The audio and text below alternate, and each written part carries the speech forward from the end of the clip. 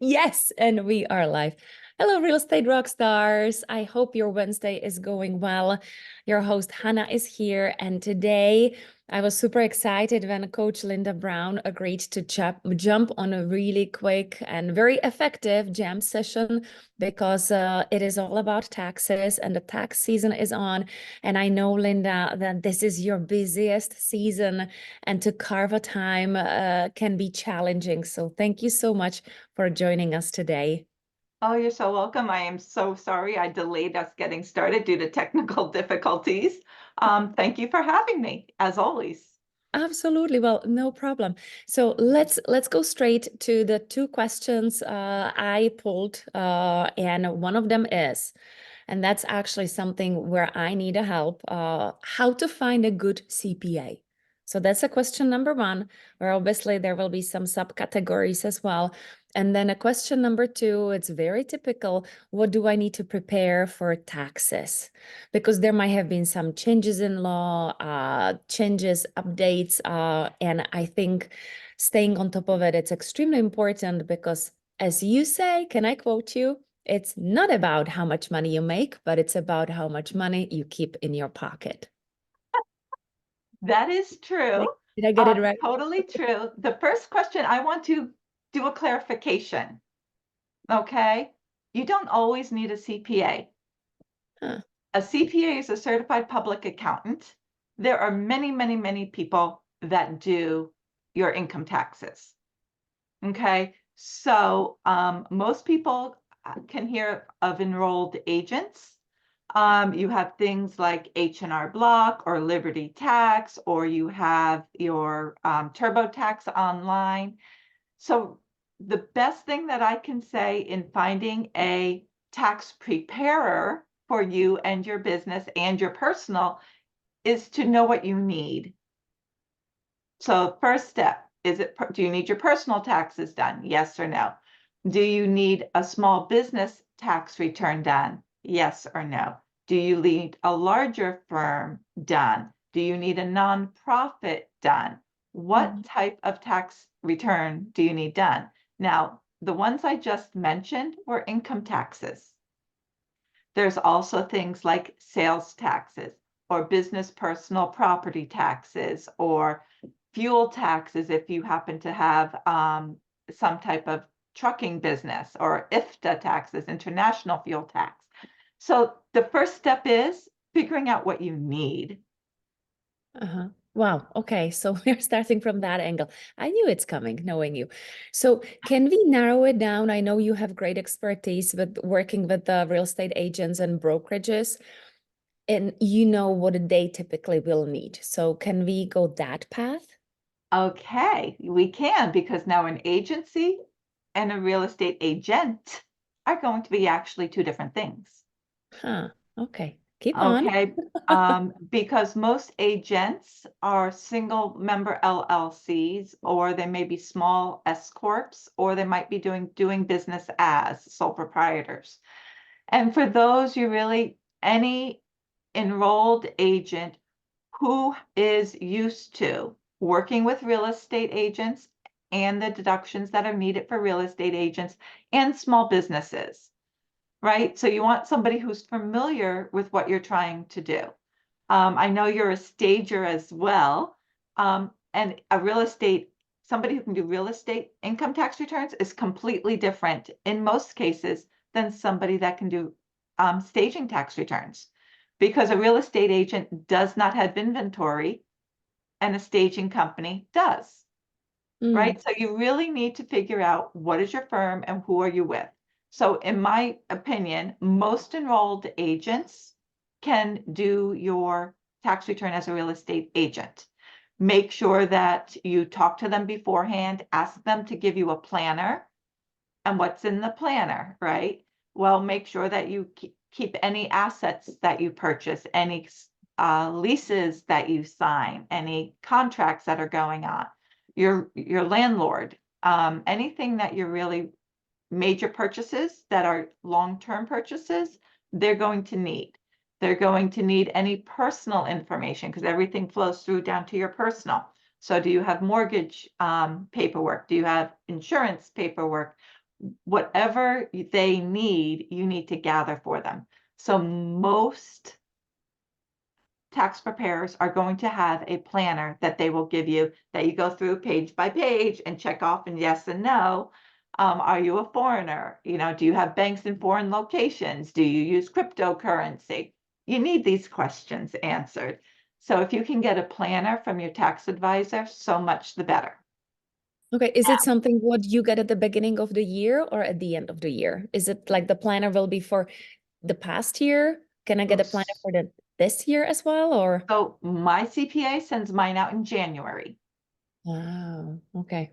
So, you know, when others do it, I don't know. But I get mine in January, and basically it's saying as your information comes in, put it with this and fill out whatever section of that planner needs to be filled out. Now, my planner is about 30 pages long because not only does it have questions it asks you, it says, okay, last year you did this. What did you do this year? So Mm. last year you had W-2 income of $50,000. What is your W-2 income of this year? So you fill in the blank. Okay, is And it then you something put, what can be found as a download document out there? um,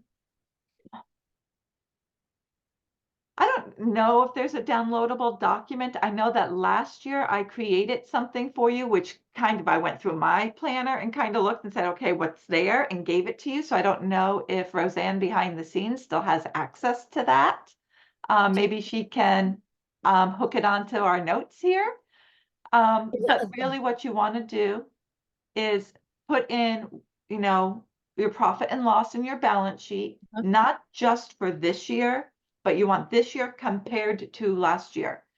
So you want to do a comparative report that needs to go to your tax preparer so Mm-hmm. they can make sure that they're looking at apples to apples. Mm-hmm. Um, and then you want to give them all of the forms that come in that say year-end tax document or say 1099 or 1098 on it. All of that should go into a folder, manila envelope, whatever you want, and keep it all together. Then when it's tax time, either scan it in and send it to your tax preparer or hand it to them. Mm-hmm. Oh, by the way, don't ever hand them originals.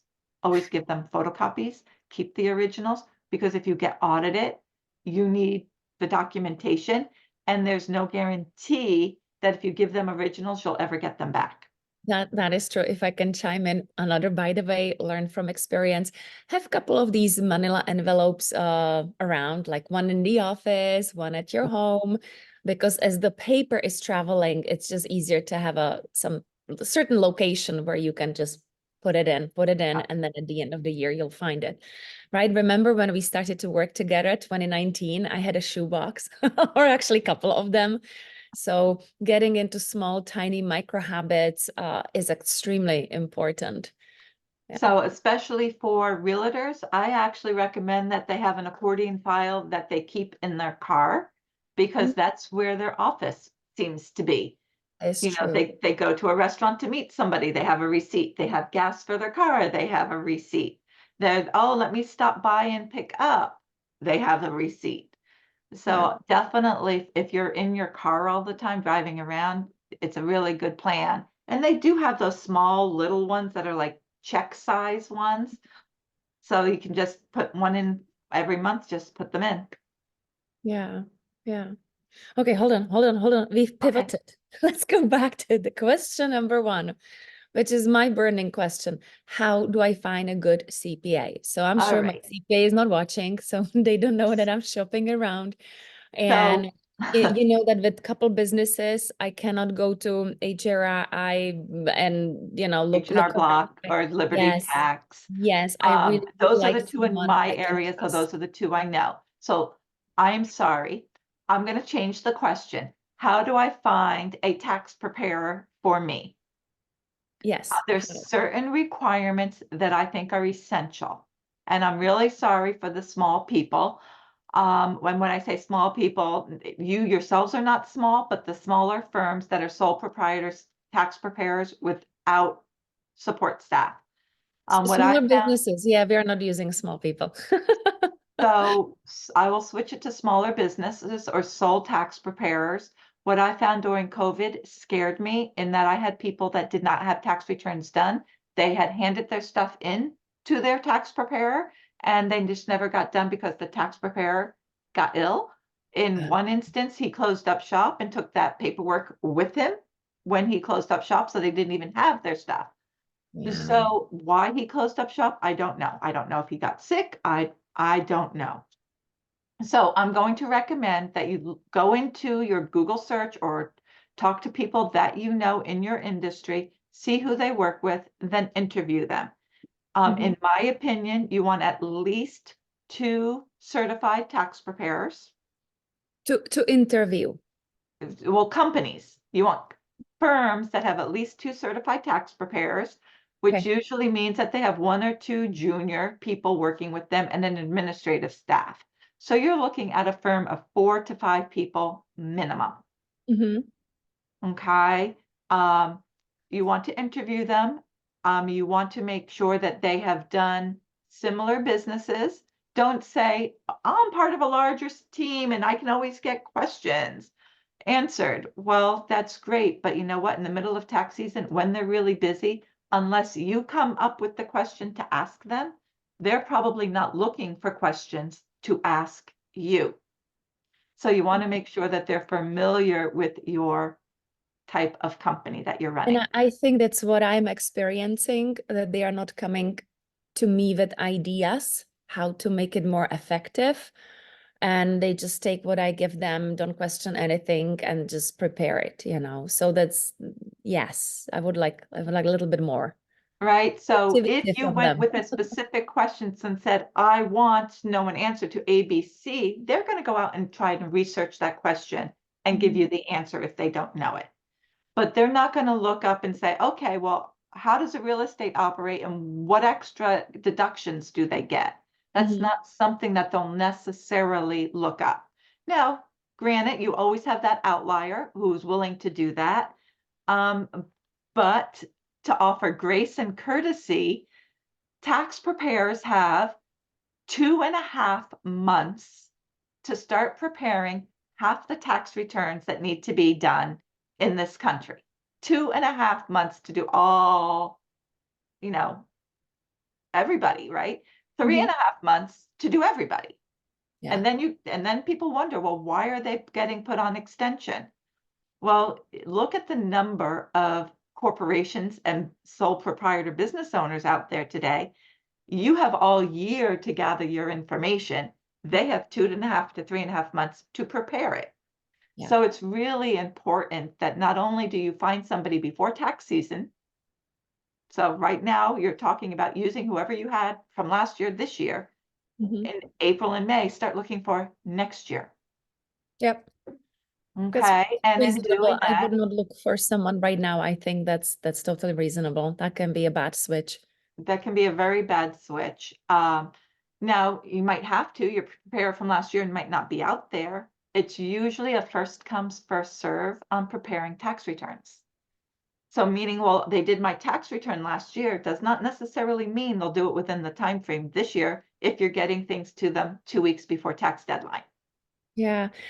Linda, any comparison when it comes to the investment to have the taxes done? I know that TurboTax is what, maybe $70, $80 to do it yourself, and then it progresses more and more to the companies with 4 to 5 employees. So here's the information on that. You could find, and there are out there, really, really good enrolled agents that will do your tax return for $100. But once again, it's one person. What happens if something happens to them? So Yeah. what I'm trying to recommend is that you set yourself up for success. So you're not relying on one person, you're relying on a team. Mm-hmm. Okay.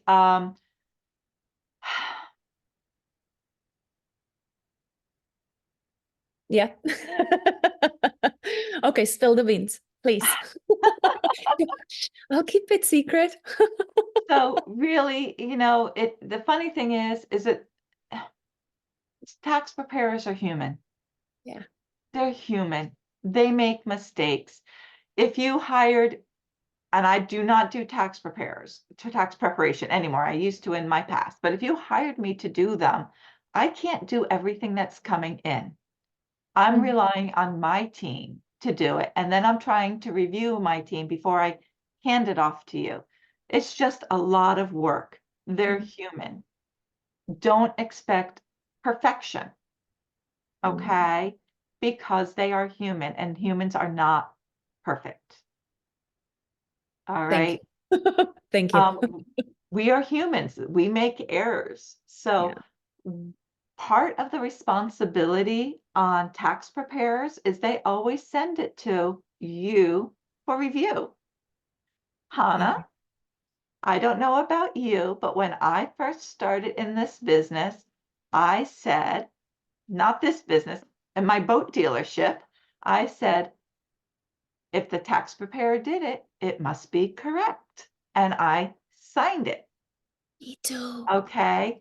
Yes. Only to come to find out, mostly since COVID, 85% of my clients' tax returns last year were done incorrectly. Oh, It could have been such a quick fix on the individual's part to quickly look through and review their tax return. Say, yeah. well, this makes sense. This doesn't make sense. Well, I thought I was supposed to make $50,000 on profit. Why do they have me at 200? Or I thought I was supposed to make $50,000 in profit. Why am I negative 20? So if something doesn't seem kosher to you, Hmm. question it. Don't just accept. They're human. They make errors. They might look at it and say, oh, you're right. I forgot to add. Or, oh, you're right. I doubled up on. Yeah. Ask. So be proactive. Don't just think that because they're a tax preparer, they're perfect. Yeah. Well, two things. One, what stands out, having a planner and compare the year before with the current year, I think can be a great guideline because if Mhm. something will stand out, that raises a red flag. And then second question, so who is actually responsible for the taxes? Aren't they responsible? Like, do they guarantee the CPA? Because I'm not a CPA. Like, I've learned a lot from coaching you provided and guidance you provided, but I still don't feel, that I'm on their level. Um, Look at what you're signing. Mm-hmm. Usually they are asking you before you even submit your information to them, please sign this tax preparer statement. We do not audit. We give the information that you give to us. So that Okay. ultimately makes you responsible unless they did something gross negligence wise. Okay. And that gross negligent wise would you handed them something, they didn't put it on the tax return. But you But need to have a proof that you handed it to them, right? you It need needs to there have needs proof to be a that you trail. handed it. Exactly. But they're also then giving it back to you and saying, before we submit this, Mhm. review it. So ultimately, who's responsible? We are. You are. Ugh. You as the individual or you as the company or you as the agency are really responsible unless something really happened with gross negligence. A How good long? example Mm-hmm. is that I had a client, the CPA prepared their return, the client signed off on it and said, okay, submit it, sent that sign off sheet back to the CPA, and then the CPA never submitted it. Negligence, right? They had the information, they missed it, they fully admit it. Yes, we will pay your fine and your penalties. Mm-hmm. Definitely their responsibility. Yeah. The fact that another client forgot to tell the CPA, hey, I have a new purchase, a vehicle this year, the fact that they did not get depreciation on it wasn't really the CPA's fault because the client never told the CPA that I bought a new car. True. Yeah. So it really is, you want to find somebody you're comfortable with. You want to find somebody that speaks English and not tax, Oh, wait. or Okay. Okay. Talk to me. or Let you me want to know. find somebody like me who's considered by her clients as a financial interpreter. right? Mm, I'm making sure that what the CPA needs is getting to them. I'm making sure that when the CPA does their job and it comes back to you, the client, I'm reviewing the returns with you. I'm reviewing the numbers with you. I'm making sure that everything makes sense. And if there are any questions, we're going back to the CPA with the right questions. mhm. Because garbage in, garbage out, you don't ask a question or you don't ask the right question, you might not get the right answer. Yeah, goodness, this stuff is like quite important. How long back to the past the IRS can go to do an audit? Depends on what you're being audited for. Mhm. So I'm not going to anywhere from 3 years to a lifetime. Oh, I am wow. told that if it's like a payroll issue, they can go back as far as they want. Whether Okay. that's true or not, I don't know. Income tax returns, I am told, is 3 years from the year it's filed in or when you filed it. So if somebody was filing a 2020 tax return this year late, they have 3 years from now to audit it. Okay. Um, and I guess I am not a legal person. I Yeah. am not a tax preparer. Check with your advisors on that. And I know that rules are changing so readily and how those rules change. We talked about it a couple weeks ago. They hired a whole bunch of auditors. Like There's 80, 70, 80,000 new IRS agents and being um, their job. they are doing a lot of things online now, so things will get kicked out quicker. Okay. Um, and so some of the audits are online audits now. They're no longer bring all of your paperwork. It's you scan everything in and you send it what they're asking for. So Oh, if you don't have the documentation, you don't have the capability of in the past, we could talk to them and they mm. might understand our situation. When everything's online, there's less communication. So there's less judgment call. It's more black and white facts. Oh, you can't really like do the puppy eyes and say, I'm so sorry, my dog ate the document. Yeah, Oh. you laugh about that. I have a brand new kitten who just ate my planner.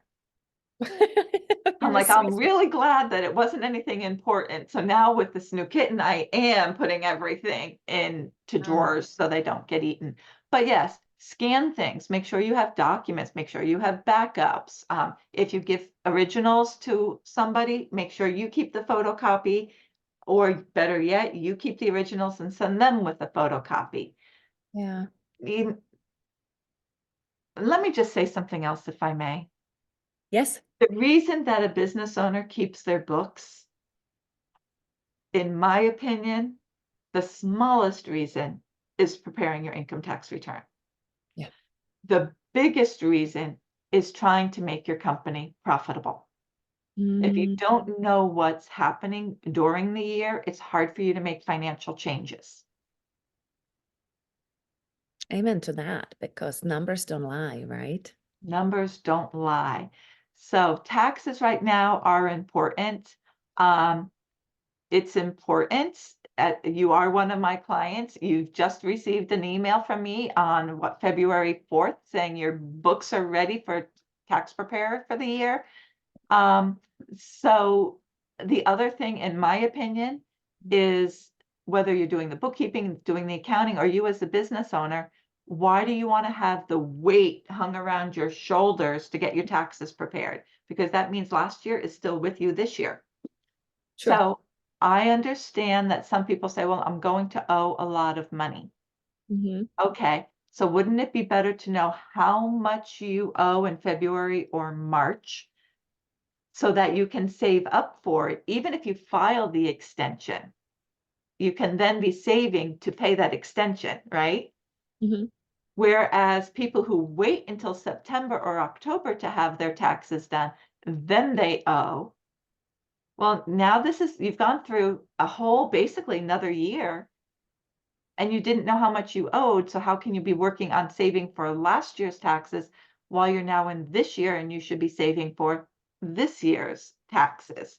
So to me, doing your bookkeeping and keeping your financial records correct every single month allows you month by month to start putting money away for taxes so you don't get caught unaware. And it allows you to make those financial choices. Is this a good financial investment I should be making right now, or should I hold off until another time? So Yeah, that's your number one reason for keeping your numbers. Your tax returns is the smallest reason. I like that point of view because because the taxes itself, that's like the little final, just closing one year, opening another year. But everything in between, it's a much bigger picture. It contains what we want, why we are entrepreneurs, our plans and dreams and hopes, and you know, once again, it's not about how much we make, but how much we keep in our pocket. And that can be heavily influenced if we are aware of the numbers, what's coming in, what's going out, and if we are responsible. Gosh, adulting.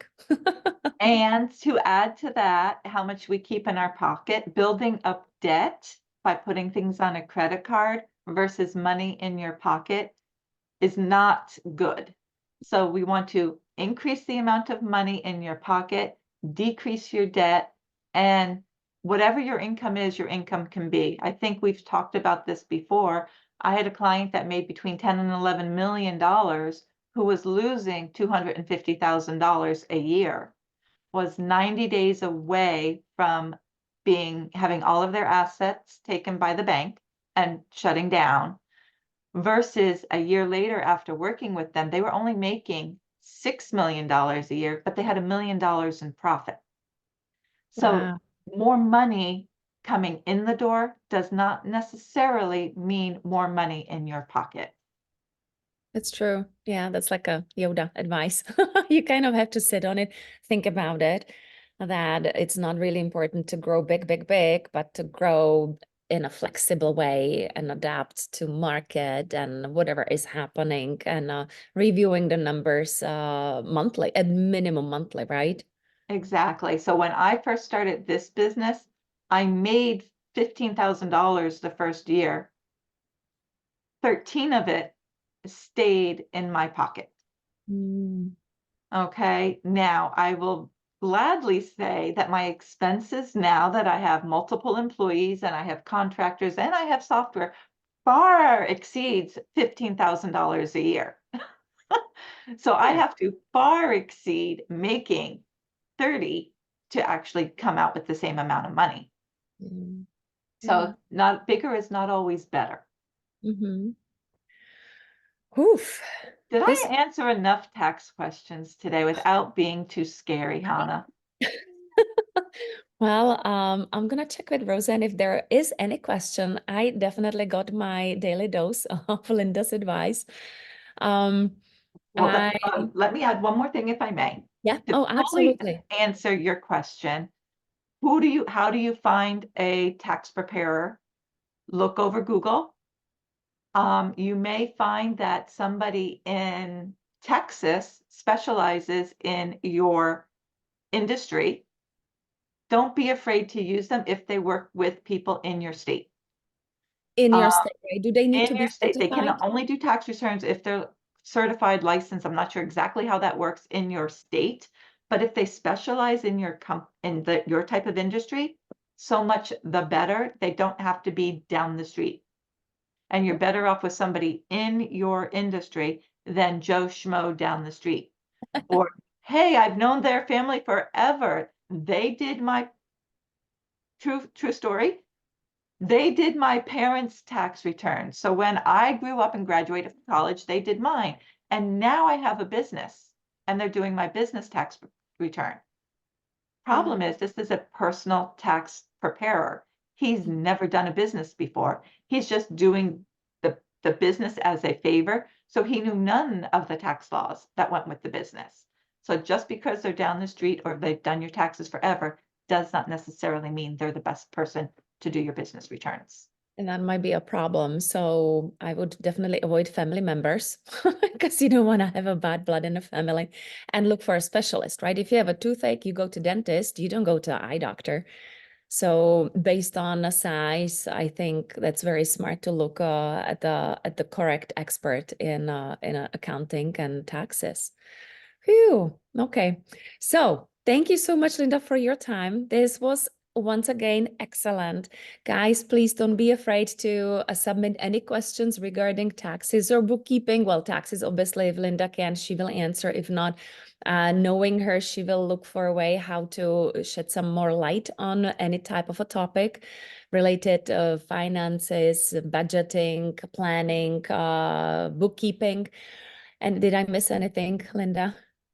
Um, I'm going to highly encourage everyone, if you are not currently contributing to some type of retirement plan, that you think about it and find that for yourselves as well.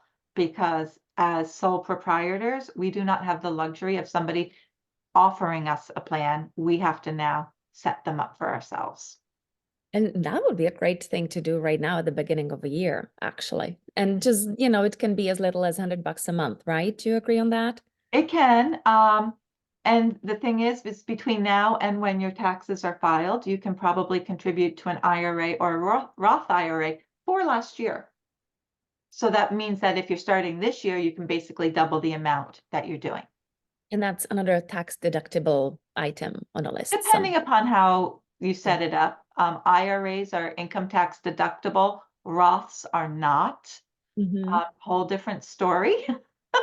So the IRAs, you can deduct it on your tax return now, but when you take the money out, you pay the income taxes. Mm-hmm. A Roth, you pay the taxes on it now, but when you take it out, there are no taxes. So, Yeah. and then there's multiple other types of plans where you could potentially do more than an IRA or a Roth. That's a whole new But topic. it's That's a a whole. whole new topic, but just, if you're going to a tax preparer this year and you have some excess funds someplace, talk about doing some type of retirement for yourself. Mm. Okay, wow. So much to do, so little time. Linda, thank you for your time. I know we exceeded the time frame we had set up for a jam session, but I really appreciate it. And it is extremely current and important because the tax season is here. And before I will let anyone to go to keep on working and hustling, I would love to announce our next jam session that we have secured an IT and cyber security specialist, Christopher Barber from Cheaper Than a Geek. And he will be here next week on Wednesday at noon Eastern Time to advise us how to protect ourselves from spams and hackers and anything else in between. Financial data. In the data. So if you have any questions regarding cybersecurity, please let us know. So we will bring it up. I know that Linda already shared hers, so we are compiling the big list of questions for Well, next jam from a session. business owner's perspective, Hannah, I would love to see Christopher on monthly to help us. I don't know if he's willing to do that, but there is so much and it changes so fast. Especially for real estate agents who are using their phone at this internet protocol, that internet protocol. They're just all over the place. It would be wonderful if he could educate us a lot. I like that. I like that. Well, I'll see. I'll see what we can do, but it's definitely a great idea. So thank you so much for your time, Linda. Guys, thank you for watching or listening, and I'm looking forward to see you soon. Bye bye. Thanks, Hannah. Bye-bye, everyone.